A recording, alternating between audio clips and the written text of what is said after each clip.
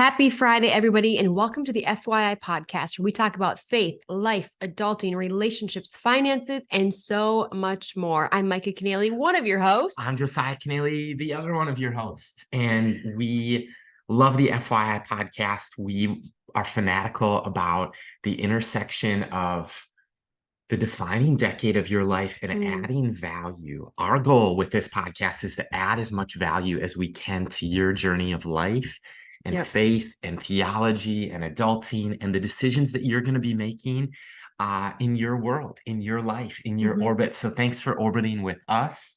And we so appreciate your subscribing to this podcast, you're sharing it. And as you find time, if you can leave us a 5-star review, those things are gifts to us as we are on this journey together. It is. And one of the special things to know about this is we want you to end your week strong, but begin your weekend even stronger by just unpacking a question that you as a listener have brought forth to us. And we always want to point back to the Word of God. We want to share some of our experiences maybe along the way, but ultimately we want to draw your heart closer to the heart of Christ in that process. Or maybe you're just listening and you're just trying to begin this faith journey and I don't even know what I believe or who I believe in, but we're just here to kind of just ease some of those pain points and hopefully just point you in the right direction on some level. So the question that has come in today, I think it's a great one. And it says this: what are the best side hustles for students and young adults? Wow. But if you're a student, if you're a college student listening, if you are starting things out maybe in your early 20s and you have a full-time job and you have a little free time or you desire more income, we've just kind of come alongside and we're going to unpack some fun ideas, not the end all be all, but things that can hopefully help you financially along the way. So it's so good. And I'd love to know from you, Micah, what's like a side hustle or two that you personally have had? Have you ever had one? Oh man, yes, I have had a side hustle. Even back in high school, I worked for the city, but on the side of that, I actually started cleaning houses. And I mean, you can clean it was way back then. So I was making like $12 an hour. I'm like, I'm rich, $12 an hour. And even whole minimum wage probably at that time. It probably was. Yeah. And then even as I moved to the city and I was working as a personal trainer, a full-time student, and saying like, hey, if anybody needs their house clean, this is like a fun little side gig that I could easily do or help individuals.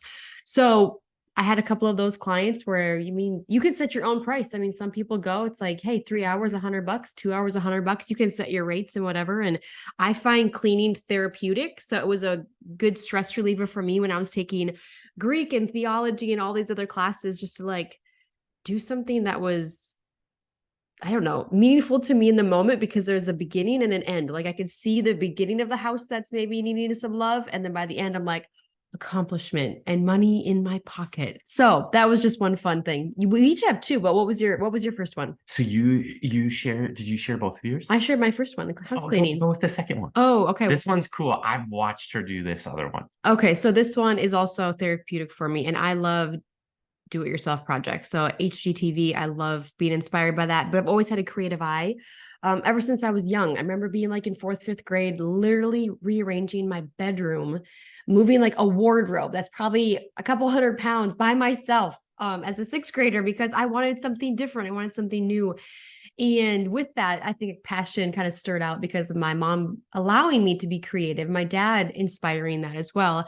And I like to redo furniture, anything that needs to be sanded, repainted, refurbished, and then sold and flipped. So, I mean, some dressers that I found by the side of the road for $5 at a rummage sale or free that nobody wants, and seeing something that maybe somebody saw as ugly or outdated and leaving it and making it more beautiful than when I found it, and then selling it and blessing a family with it, or a new mom who's like, I need a new changing station. This dresser would be incredible. Yeah. So that's been one of my things. And when you find something for free and you can sell it for $500 and probably put maybe 10 hours into it. I mean, 10 hours of listening to podcasts or 5 hours of listening to podcasts or worship music or whatever I had going on in the background, or maybe just silence in my mind, but the sander's going. I mean, it just kind of allows some creativity from the start to finish, from the Hobby Lobby runs to the putting on of new knobs to wallpapering or whatever, papering them all with some fun stuff. But you've had some amazing pieces when it comes to furniture. I love and hate it.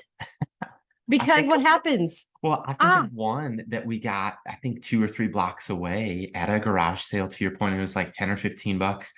And as you finish that one, that could easily be $150, $200 piece once it's like refinished and upgraded. And but the love and hate is by the time I'm done with it, I want to keep it because I'm like, oh, this would be a beautiful coffee bar, or this could be our new dresser in our bedroom. Or if I really want to get rid of it, Josiah's like, this is probably my favorite piece you've ever done. And I'm like, why do you say that? Because then I don't want to sell it. But when it all comes and it's all said and done, you've had it's this fun. line from eek to chic.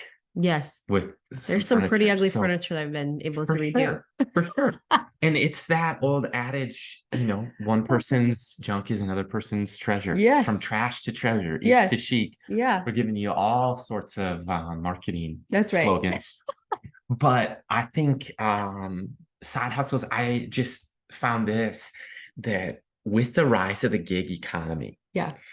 38% of American workers report as of 2023 that they have a side hustle. I believe it. So that's roughly what, 1 out of 3, a little bit more than almost, right about 1 out of 3. Well, and I think even just the crazier part, sorry to interrupt you, but the crazier part is we talk to many young adults who have like 3 to 4 jobs. And they're like, I just don't have a full-time job. I have 3, 4 gigs. Sure. So it's like they're stacking their weekends with the photography thing, or they're doing the serving thing, or doing some crazy things behind the scenes, which is helping fund some of their dreams, whether it's travel, school, whatever. But that stat is I definitely believe it. 23%, you said? Yeah, 38%. Oh, 38%. And if you are watching on YouTube, I'd love for you to type in the chat right now, do you have a side hustle? Yes or no is the first question. And the second thing, if you have a side hustle, what is it? We'd love to know.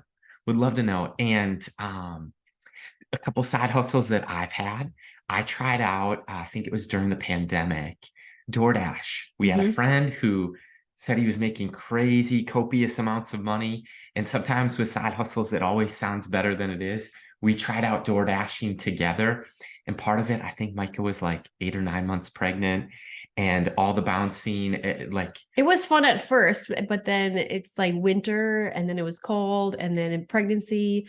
I mean, it was a fun date night. We're like, what do you want to do? Let's go out and DoorDash for 3 hours and grab a tea or whatever. So for me, it was a little bit time consuming because you've got to be in the car making deliveries, running, dashing to doors. But we tried that one a little bit. And then it was fun. It was super fun when you had somebody. Season. Yeah. And then I would say one that I forgot about, but I have done work as an adjunct professor. So, man, since my last job, I was a pastor at a church. 2 jobs ago, I was a pastor at a church, and then I would teach one class at a local college and university. For 4 years, I was a college pastor at one campus through campus ministry, and had taught one class at another college. Having my master's degree opened that door. And then even to this day, we lead a nonprofit called Young Adults Today. But as a side hustle, being an adjunct professor, that means fall semester, spring semester, I'm teaching a class. And it's on personal finances. I've loved it. I've been able to help over 1,000 young people learn how to make a budget. And so for me, I feel like I'm adding value. It's on mission. Yeah.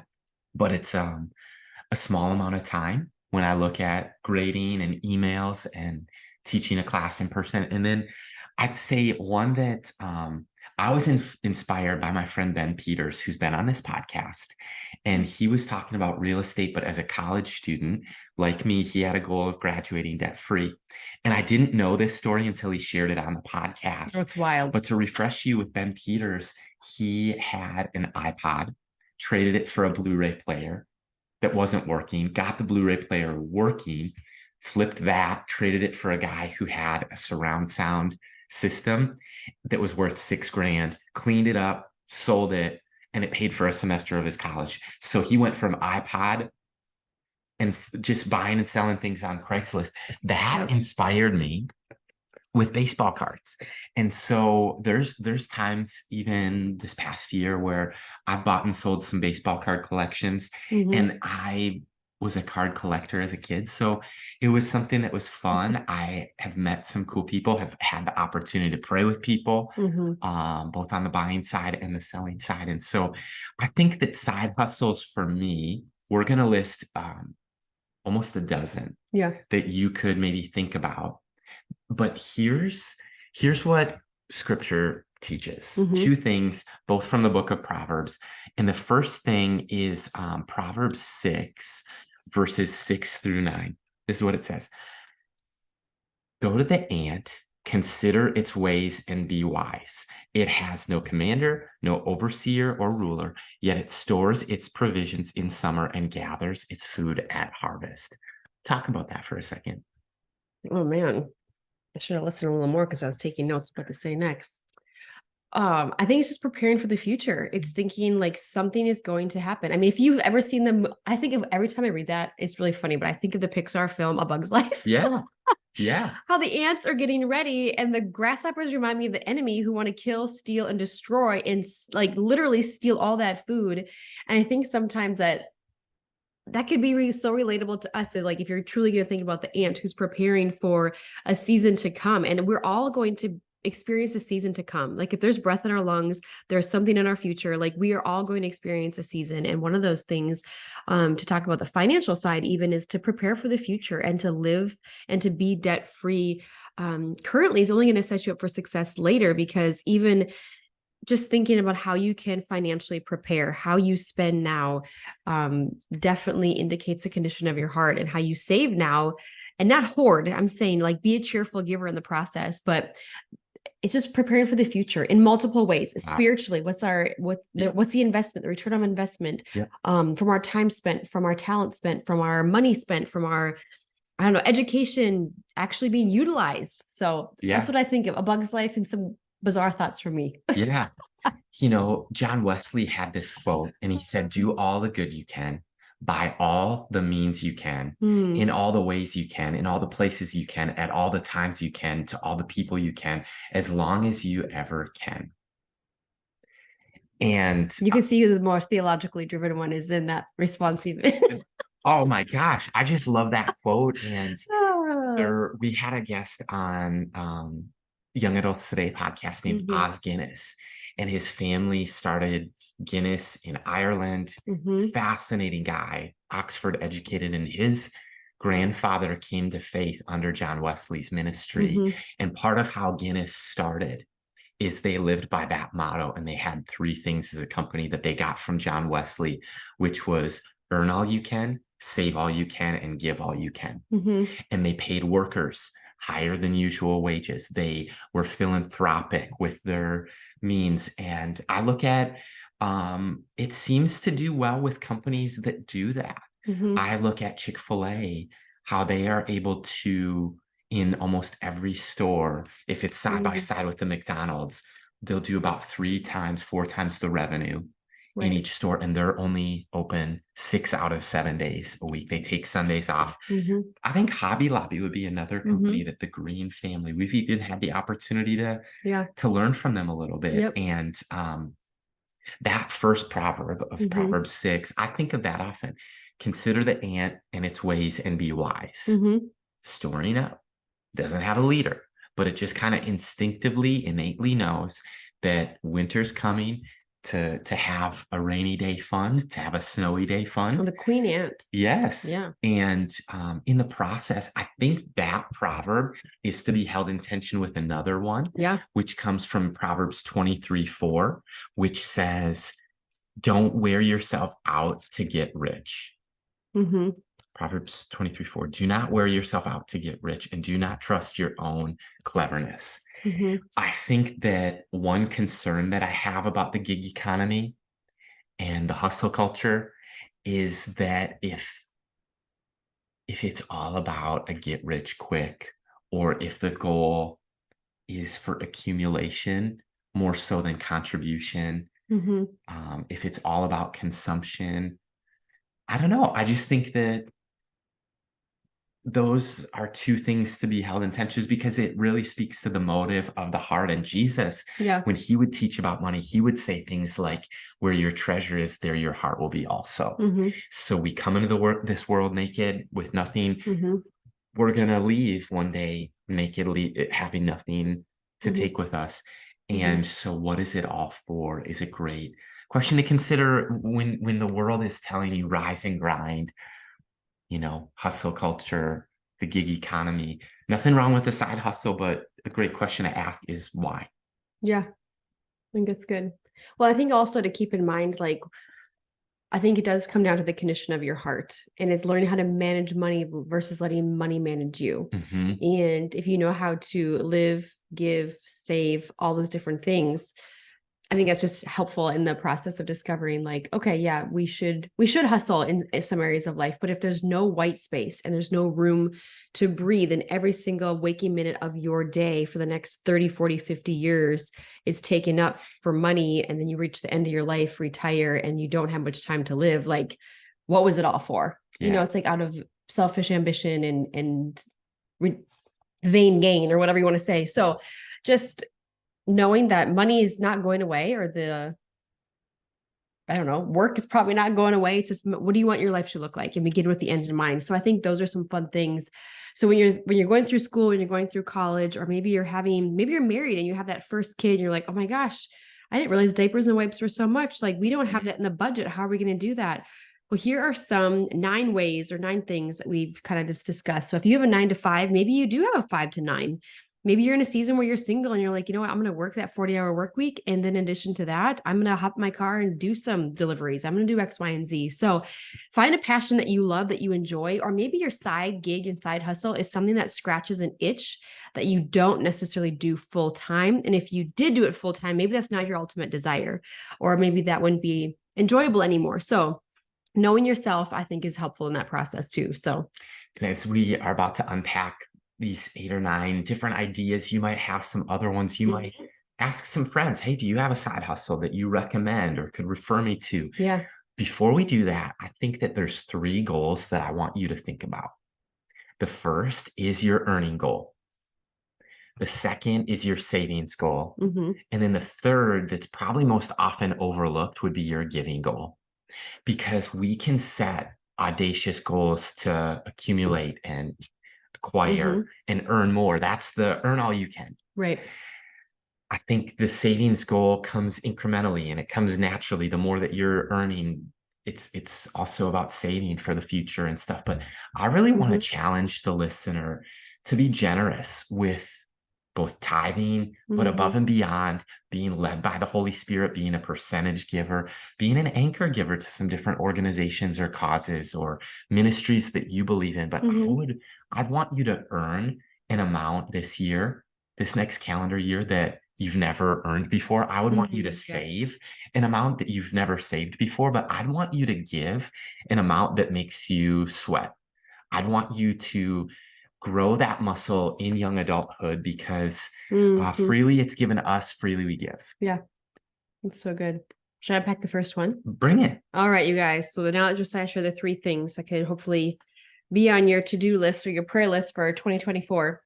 So here are just some side hustles that we recommend, that we've had friends do, that we've maybe been a part of. And I added one kind of a little side by side. Is the first one is valet parking, where you get those tips. And the other one with that, I would say, also working at a golf course. There are some very prestigious golf courses that we know that young adults that work at, they're like, dude, the money that you make is insane, or the tips that you receive is insane. And we've even had friends to even be strategic in a sense of, our friend Trey Peterson, for example, if you listen to anything that Trey's had said on this podcast about money and finances, he had one friend who was working, like, I think at a shoe store for 40 hours a week. And Trey's like, okay, I see how much you're making. I see how many hours you're dedicating. You're trying to do all these other things. What can I do for like 10 hours a week that's going to make me even more money than you? And it wasn't a competition. It was like, I'm going to leverage my time well and make more money and be smarter in that process.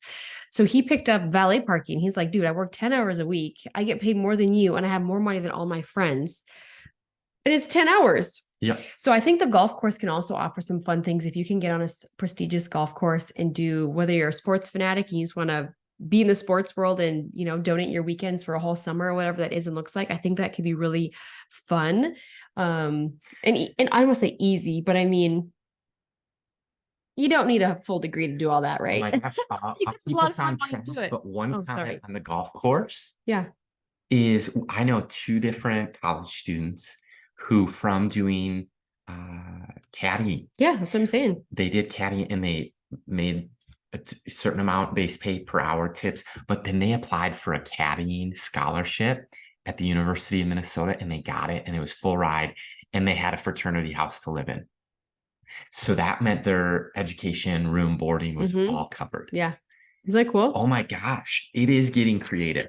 It is getting creative. The second one is really similar, but it's serving at a restaurant. There's, you know, I think that anytime you can find base pay and tips, it's going to do really well. And I'll add a number 3 that's also really similar is actually Uber or Lyft, because I think that again you're making a certain amount per ride, but then people are tipping you, and you can't bank on the tips, but if you do a really good job, Good reviews. That could be good. I think I can help. Yeah, I think the fourth one, right, is actually something web design. There, if you are bored and you want to surf the web, I'll give you a little tip. Check out church websites. There are some that have not been updated since feels like 1999, and they're in need of some help. And I think sometimes not just them, but there's many websites. So if there's a website design, or maybe you know somebody who has a small startup, you're like, hey, for X amount of dollars, I'd be willing to design your website that would unleash and unlock your future business, as well as, you know, financially bless me and get some financial gain too. So, and have fun while you do it. So good. Another one that's similar, just in the creativity and technology, Mhm. would be photography, videography. Right. Doing family photo sessions, doing second shooting at weddings, and getting those reps in, and capturing some moments. And people pay Yeah. a pretty penny for family photos, for wedding photos, for engagement photos, for baby photos, all kinds of occasions. And here's a business idea that I've not seen one single photographer do, but I would pay for this. This is a free Oh, business I think I idea. know. If I was looking for a side hustle and I had a good camera, what I would do is a monthly subscription base or a quarterly subscription, to where I'd find, say, even 25, 30 families that 4 times a year, I'm your photo guy or you're their photo person. And Especially if they have young kids, people want oh my pictures. gosh, in the winter, in the spring, in the summer, and in the fall, people Yeah. want for their walls, for their social media. But if you could do that, you're not even having a market. It's then repeat customers Yeah. all the time. And I think videography could be similar, but Yeah. there you have it. So good. And speaking of kids, I have met a lot of my friends and young adults who have been nannies or been taking care of other people's children and get paid incredible amounts of money, whether it's overnights, whether their family travels, whether they're going on a trip, but they need like a third hand, or third like parentish kind of person involved, or just a date night. Yeah. And if you know of anybody who has children and just that offer and you loved kids, and that's definitely something that I've seen a lot of people be very successful in. And with the rise of AI, that's one that there's a lot of job security, because computer can't watch a kid. There's certain things that you just can't have an iPad or phone babysitting a kid. That I think podcast editing, blogging, doing surveys, there's all kinds of work that you could edit audio, you could edit video, you could produce local shows, start with your network, and you can make some pretty good cash doing that on the side. Yeah. And I think the last one that many people have been exploring, I think more and more since COVID and maybe a little bit prior to, was the Airbnb model or the Turo model, where you are renting out a place, where you are sharing your space, whatever that is and looks like, renting it out to people. And I think that is maybe for people who are a little more financially sound in the season, but it's definitely doable. And hey, if you can't be a part of the renting out, maybe you could be the cleaning service. Just Exactly. saying. Exactly. Just saying, keep your eyes and ears open because there's opportunities everywhere. It's like truly when the Bible says what you seek, you will find. And obviously, we're talking about like when we seek God, we're going to find him. We seek Jesus, we're going to find him, Holy Spirit, everything. But even when we seek opportunities, opportunities will be exposed to us in ways we're like, whoa, if I didn't have my eyes and ears open, I would have never seen, never heard, never made that connection, whether it was for me or somebody else. So just to know that making money can be fun. It doesn't have to be this drudgery walking into the door every day of work like, oh my gosh, I'm dreading it. I have to sit here. I have to. No, like we get to work. And once you choose a passion that you want to stick with and grow in, it just makes life more fun. And then when you do spend that money, you're like, wow, like I enjoyed raising it and I enjoyed spending it and I enjoyed giving it, So There's all kinds of other things that you could do some research on, but I think of Etsy or things that are similar to yeah, I Etsy, forgot. where you Yes, have your own Etsy. shops and maybe you create art or create t-shirts or create jewelry, and it allows you to draw on their customer base and you could market Right. it to your own social media. But those would be just some ideas, and I'm sure we did not list every single idea, but I think that's maybe enough to get the juices flowing for you to think of what are you good at? Are you good at mixing audio? Are you a musician? Could you create some songs that then could be licensed? We met a gal, no Yeah. exaggeration, a month ago, and her songs are all over the internet, all over like car commercials and stuff like that. There are And some even Disney Channel stuff yep, and or in Disney movie. movies and shows and TV. So I think that if there's a creative skill that you can do and you can license or you can, And maybe it's not even being done yet. I think for her specifically, that was a very unique skill and craft that she actually moved from California, I think, to the East Coast, right? Yep. Or vice versa. I can't remember. Yeah. Either way, It's some of the so things that maybe you feel light and called to do have not yet been done, and you could be the inventor of it. What does that mean? What does that look like? So have fun while you do it. Hey, we're cheering you on, and send in any questions that you have. This one was about finances, but maybe you have one that's about relationships or overall adulting. Maybe it's faith and theology or just life. We're cheering you on. We're with you.